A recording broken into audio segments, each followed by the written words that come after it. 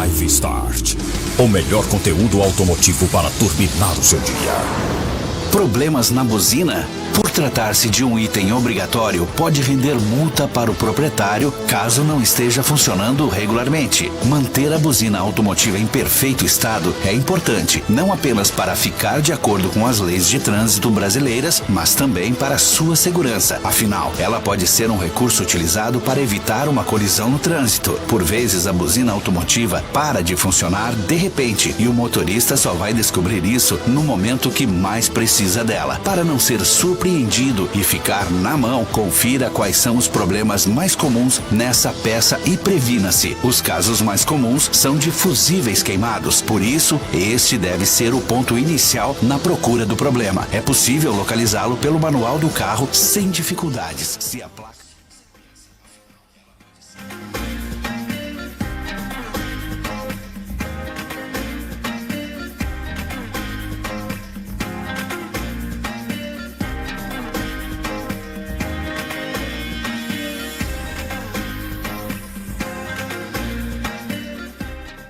Olá, muito boa noite. Continuamos com as programações ao vivo aqui na Rádio 3VL.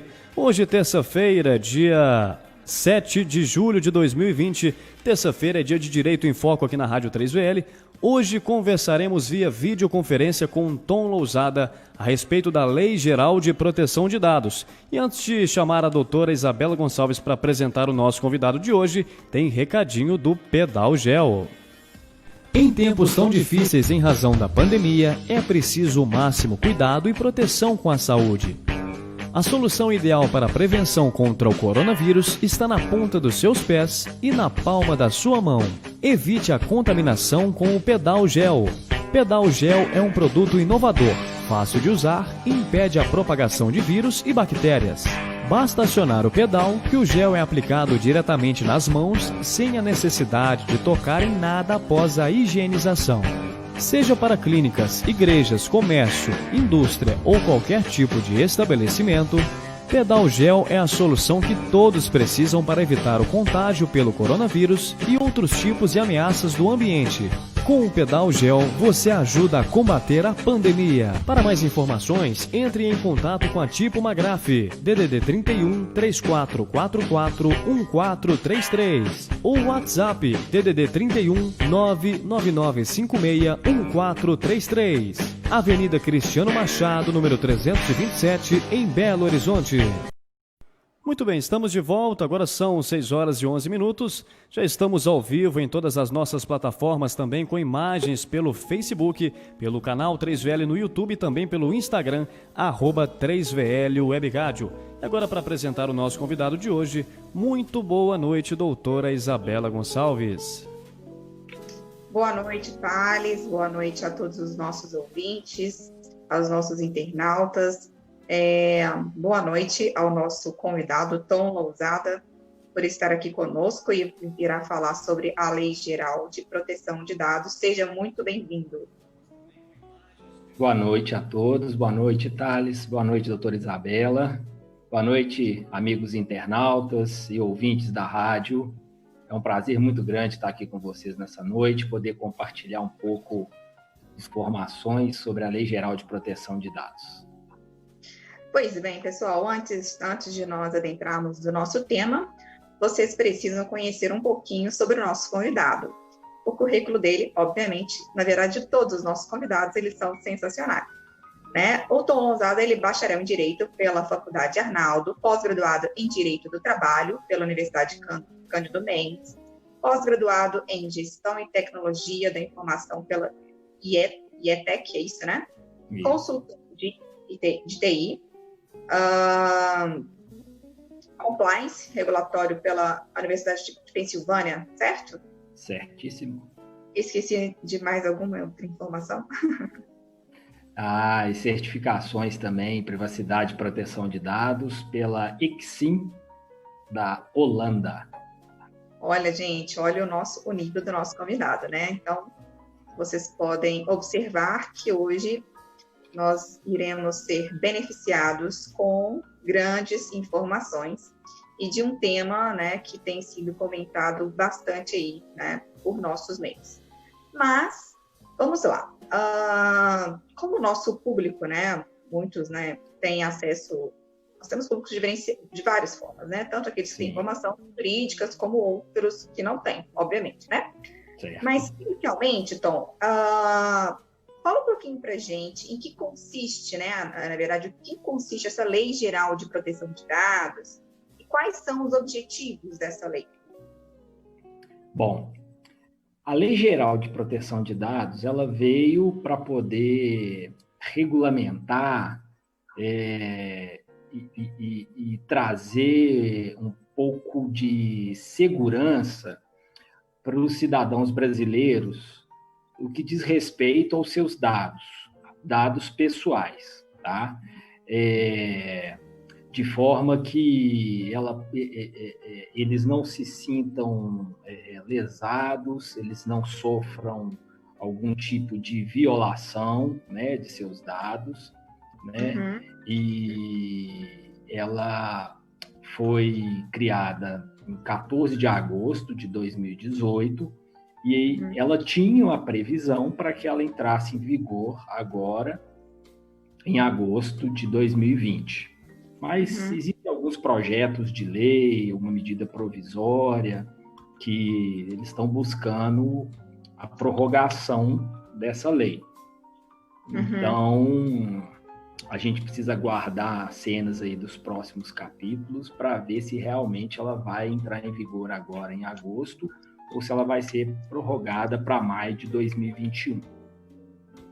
E essa lei geral de proteção de dados, então, na verdade, ela visa aí resguardar, né, para que a gente possa informar os nossos ouvintes aí, ela visa proteger os dados, certo? Sim, isso mesmo. Das pessoas, qualquer correto? informação relacionada, né, à pessoa que pode ser utilizada para identificá-lo, né? O seu nome, documentos, fotos, e-mails, posts em mídias sociais, né, informações médicas. No caso de informações médicas, ela tem até um agravante. Informações médicas a gente chama que são dados sensíveis, né, por conter informações bem sigilosas, né?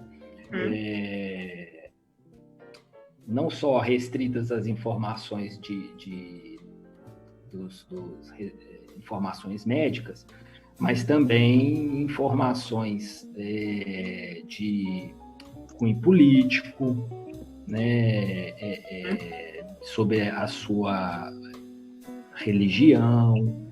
Então, essas são informações de dados sensíveis. Agora, quando é muito comum, quando a gente vai fazer uma compra, às vezes as pessoas pedem ali para que nós possamos colocar o nosso CPF, certo? Certo.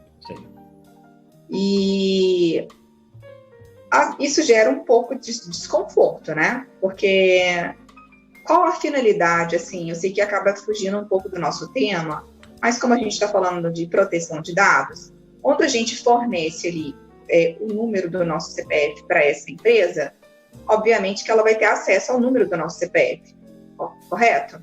Correto. E como que essas empresas elas vão lidar com isso? Veja bem, as empresas elas têm, segundo a lei, que reter o mínimo possível das informações pessoais, né, de um cidadão. Né? Nesse exemplo específico, em hipótese alguma, até mesmo a gente fazendo uma vinculação com o Código de Defesa do Consumidor, seria praticamente uma venda casada. A gente não pode, em hipótese alguma, vincular a venda de um determinado medicamento para a obtenção de algum desconto à exigência do fornecimento do CPF de uma determinada pessoa. É claro que existem os medicamentos controlados, que por esse motivo eles precisam da identificação da pessoa, do CPF. Nós não estamos falando exatamente nesse ponto, né? A sua dúvida, né, seu questionamento pura e simplesmente no que diz respeito a condicionar a venda de um determinado produto, de um determinado medicamento, desde que ele não seja controlado, ao fornecimento do CPF para obtenção de descontos. Isso não é permitido, não pode fazer isso, tá? E recentemente aqui em Belo Horizonte, uma grande rede de farmácias e drogarias foi multada por conta de pedir esse CPF, né, esse documento vinculando ao cadastro, né, de uma pessoa. Uhum. Entendi. Pois bem, e quais são os desafios para as empresas? Não sei se a gente poderia falar isso, implementar a Lei Geral de Proteção de Dados.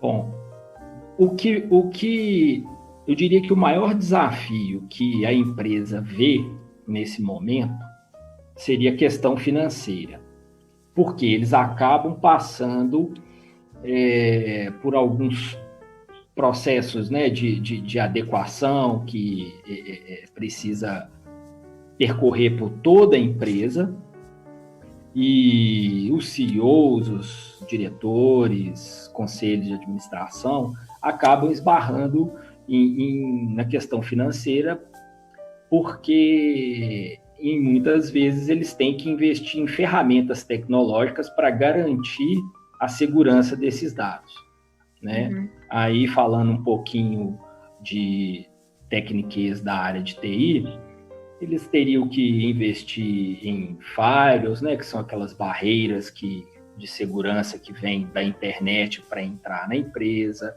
antivírus, ferramentas de backup desses dados, né? Uhum. Acontece que muitas empresas já têm isso dentro, né? E elas não podem estar sendo instruídas de maneira correta. Às vezes, o que basta para elas vai ser uma revisão em seus processos para ver como que tem que ser feito a melhor forma, né, de ser instituída esse modelo de adequação dentro da empresa, como também algumas revisões contratuais, né, precisam ser revistas, né? Eu diria que esse é um grande desafio, mas sem sombra de dúvida, o maior desafio de todos é a questão da cultura. A internalização dessa cultura de privacidade e proteção de dados dentro da empresa, dentro de uma organização, né? Se a gente parar um pouquinho para pensar, quantas vezes a gente não anota uma senha, uma determinada informação no post-it e colocamos debaixo do monitor ali para a gente lembrar, né? Isso é muito sério, isso é muito grave.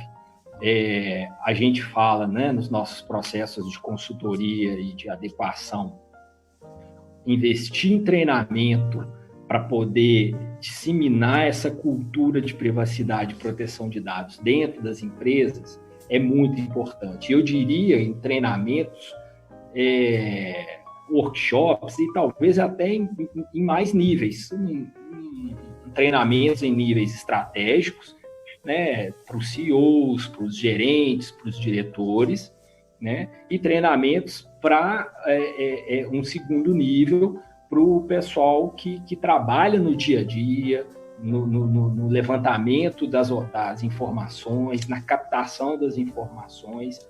Todas essas pessoas precisam ter um conhecimento da lei, né, e como devem ser tratados, né, esses dados dentro de uma organização. Uhum. Só mais uma outra dúvida. As pessoas, elas devem consentir e anuir para o armazenamento desses dados? Em alguns casos, sim. Em alguns casos, a pessoa deve consentir, deve fornecer o seu consentimento. Esse consentimento deve ser expresso, tá? Ele tem que...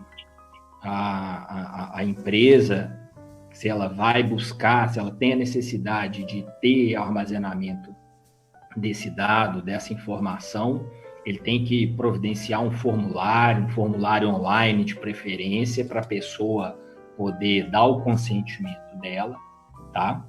Mas a lei, ela tem 10 bases legais, né, que tratam sobre a forma de captação e armazenamento desses dados.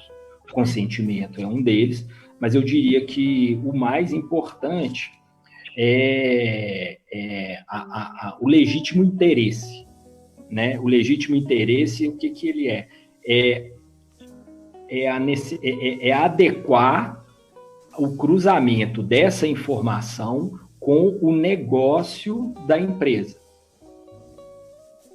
Então, vamos pensar o seguinte, vamos pensar que um laboratório, por exemplo, tivesse que pegar o consentimento de todos os pacientes que forem lá fazer um exame de sangue. Isso ia gerar um transtorno muito grande para ele. Então, a lei previu, numa das suas bases legais, o legítimo interesse. Então, uma empresa, um laboratório, faz exames clínicos, ela pode se embasar nesse legítimo interesse da base legal para poder fazer a coleta desses dados, desses pacientes, e armazená-los. E armazená-los dentro de que tudo a lei rege depois, né? Com segurança, com integridade, muitas vezes anonimizar esses dados, que significa mascarar esses dados para não identificar que o CPF 123456789 é da doutora Isabela, para poder dificultar, né, uma ação possível, né, de um hacker, né, numa violação de dados, associar esse CPF à doutora Isabela.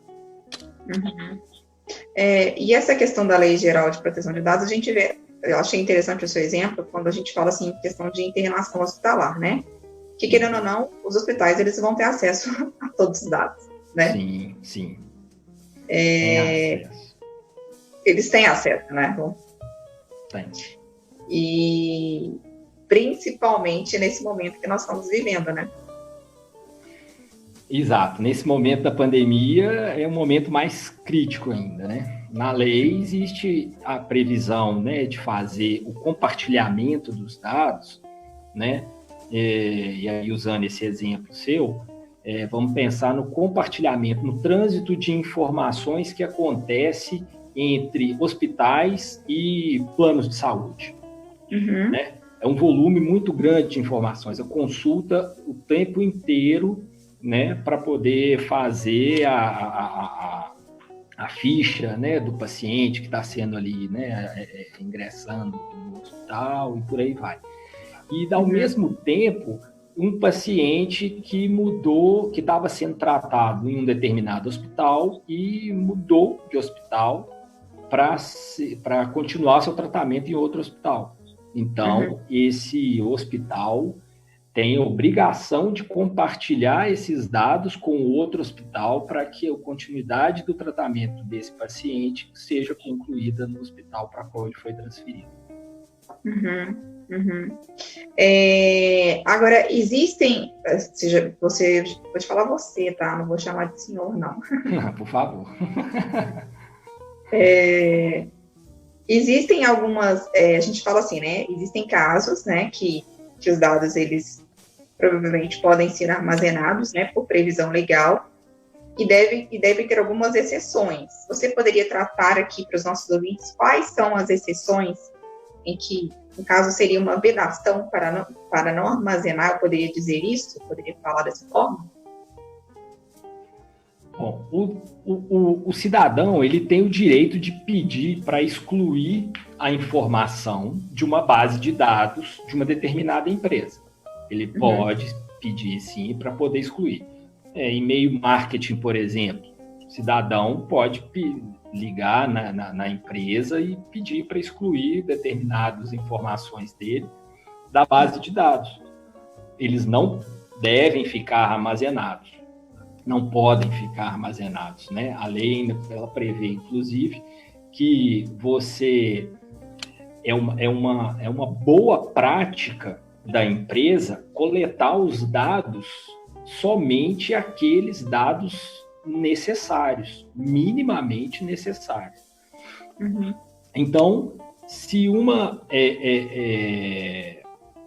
corretora de imóveis, por exemplo, tem na sua base de dados lá gigantesca, milhares e milhares de informações de possíveis clientes para poder vender imóveis, né?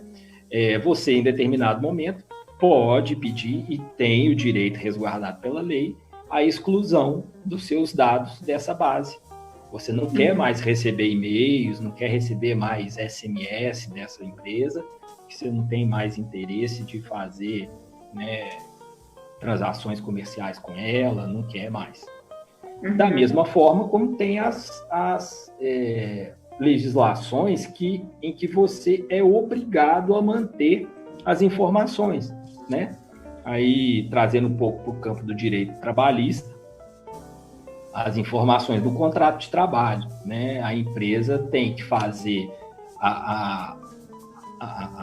colher as informações, né, dos seus empregados, né, para poderem fazer o contrato de trabalho, e eles têm que manter armazenado durante um tempo para possíveis ações trabalhistas, né, futuramente, né? Questões do e-social, né, que são por mais de 20 anos, elas têm que ficar armazenadas, né, prestação de contas, né, com o governo. Então, temos essas duas vertentes, as informações legais, né, previstas em lei para o governo federal, para a Justiça do Trabalho, né? Assim, elas devem ficar armazenadas por um período maior. Em compensação, essas outras leis, meio marketing, por exemplo, né, é um exemplo muito claro que veio à minha mente, que o cidadão tem o total direito de pedir que seja excluído, né, da sua base de dados. Uhum. Então, essa Lei Geral de Proteção de Dados, na verdade, obviamente, ela está relacionada à questão de tecnologia, certo? Certo. O custo operacional, ele é muito elevado?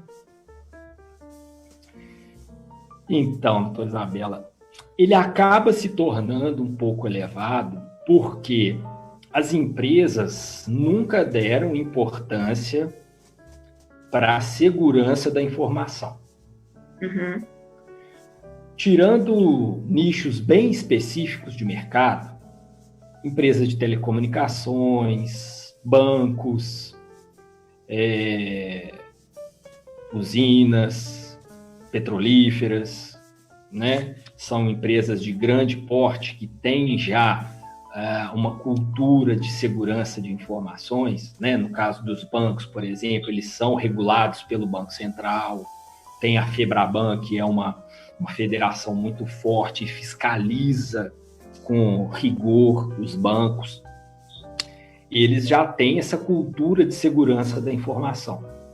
O restante das empresas não tem mais essa cultura, né? Então, o que acontece? Agora, né, eles vão ter que investir. O que antes eles poderiam ter feito ao longo de anos em doses homeopáticas, comprado um firewall, né, um ano, ter atualizado o seu antivírus ali das máquinas no ano seguinte. Agora eles vão ter que fazer de uma vez. Por quê? Se ficar comprovado que o vazamento de dados foi por culpa, foi por omissão, foi por negligência da empresa, ela vai ser multada pela Agência Nacional de Proteção de Dados, e essa multa pode chegar de 2% do faturamento até 50 milhões de reais. Nossa, agora, desculpa, acredito que nem todos devem saber o que significa, me corrija se eu estiver falando errado, tá? É firewall, né? Firewall é aquilo que vai obstar o acesso tipo de um hacker, né? Se o hacker quiser tentar acessar os dados que estão armazenados ali naquela empresa, esse dispositivo ele impede, né? Para que o hacker tenha acesso. E o que eu percebo que tem acontecido na prática, né? É que às vezes se você não tem um firewall talvez eficaz, né? Não sei se essa terminologia é correta, né? Eles acabam invadindo, né, essas empresas E olha que interessante não, né? Que absurdo, né?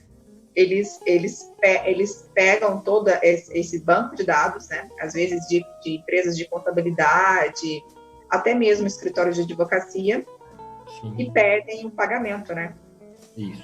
Em moeda, né? A moeda. Exatamente. Em moeda virtual, muitas vezes. Uma moeda virtual. Né? Então, A gente chama aí de Bitcoin, né? Uhum. Para não deixar rastro, né? Para não deixar rastro, para tentar ficar mais difícil de ser encontrado. Uhum. E esse tipo de ataque tem sido muito comum, né? Muito comum. Muito comum. Eu te falo que hoje, na maioria das vezes, um firewall simplesmente não tem sido suficiente para barrar essas pessoas, né, que têm buscado esse tipo de ataque. Por isso que as empresas têm que investir em segurança da informação, né? Nessa busca constante de atualização, de conscientização. Uhum. É uma coisa muito interessante que eu só queria ressaltar aqui, porque a gente está falando o tempo inteiro de informações que estão no meio digital, né? Isso. Estão aí de forma virtual. Mas a lei, ela não regulamenta só esse tipo de informação.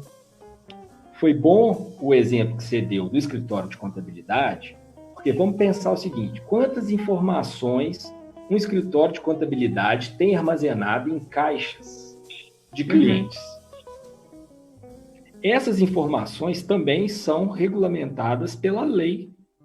Elas precisam ter um controle de acesso, elas precisam estar seguras. A pessoa não pode ter acesso a esse prontuário que fica armazenado lá no subsolo do hospital ABC de 20 anos atrás. Não pode ter acesso. Se acontecer algum tipo de invasão, de roubo, de perda desses prontuários, segundo a lei, se caracteriza, sim, vazamento de dados, e essa empresa vai ter que responder para a Agência Nacional de Proteção de Dados. Entendi. Então, a gente tem que ficar atento ao seguinte: não é só no meio digital, não é só os arquivos que estão no meu notebook ou no meu celular, né, ou no servidor de arquivos de uma empresa ou no banco de dados. Os prontuários antigos de um hospital de pacientes de 20 anos atrás que estão armazenados lá no subsolo, eles precisam ser resguardados. Os formulários de imposto de renda daqueles clientes lá do escritório de contabilidade que estão em caixas já há muito tempo também precisam ser resguardados.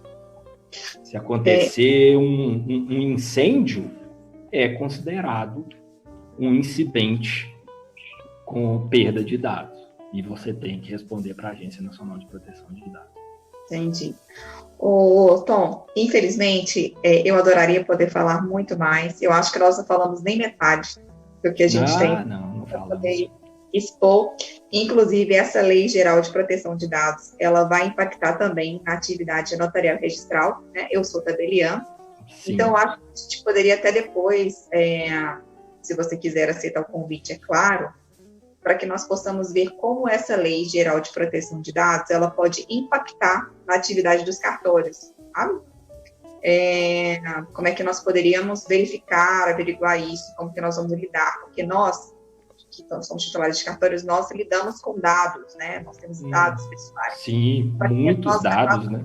Sim, mas só que nós nos deparamos com algumas questões, porque, muito embora nós temos dados pessoais, nós temos que dar publicidade a alguns atos, certo? Certo. Então, fica um pouco complicado, porque o cartório, ele confere publicidade a alguns atos. E como é que nós vamos lidar com isso, entende? Se o cidadão quiser ter acesso às informações. Aí eu só estou deixando esse pontinho aí de interrogação, para que no próximo programa você venha, né, se quiser, obviamente, comparecer conosco aqui, para a gente poder discutir sobre isso também, né? E, se for o caso, até chamou outros colegas também da área, né, para a gente poder debater, porque isso é uma coisa que vai ter um reflexo na nossa atividade, tá? Claro. Vou sim, com certeza, tá? Só marcar o dia que eu vou e aceito com o maior prazer. É um tema muito gostoso, eu tenho respirado isso, vivido isso diuturnamente, e realmente vai ser impactante e muitas vezes gera até um conflito, como você falou, dá uma interrogação, né? Ao mesmo tempo que você tem que reservar e preservar esses dados, você tem que dar publicidade. Como fazer isso? Isso a gente responde num próximo episódio. Aí você vai responder só para vários notários, assim, e registradores do estado inteiro, de Minas Gerais. Vou fazer questão de que todos eles possam participar do nosso programa. Então, fica aqui o meu agradecimento, tá? Muito obrigado por ter comparecido e ter cedido o seu tempo. As suas informações foram extremamente valiosas. Tenho certeza que os nossos ouvintes também adoraram. E peço desculpas por ter que interromper de forma tão rápida, mas tenho certeza que no próximo nós teremos um tempo maior. Com você, Thales. Obrigado pelo convite. Um abraço. É isso aí, doutora Isabela. Obrigado ao Tom Lousada. Mais um Direito em Foco que acabou de acontecer aqui na Rádio 3VL. Lembrando que o programa fica salvo nas nossas redes sociais. Você pode curtir e compartilhar depois. Um bom descanso a todos e na terça-feira que vem tem mais uma edição do programa Direito em Foco. Tchau, tchau. Boa noite. Boa noite, pessoal.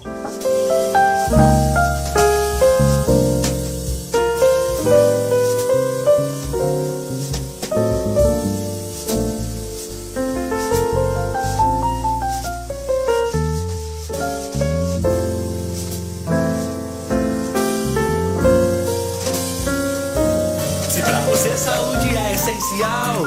Escolha agora o seu plano assistencial. Consultas, exames, dentista ou cirurgia. É saúde a baixo custo pra todos da família. É feito pra você, pro João e pra Maria. É feito pra todos, é assistencial Previna. Consulta, exame, dentista ou cirurgia, saia do SUS e ligue agora para a Previna. 3395-1040. É feito pra todos, é assistencial Previna.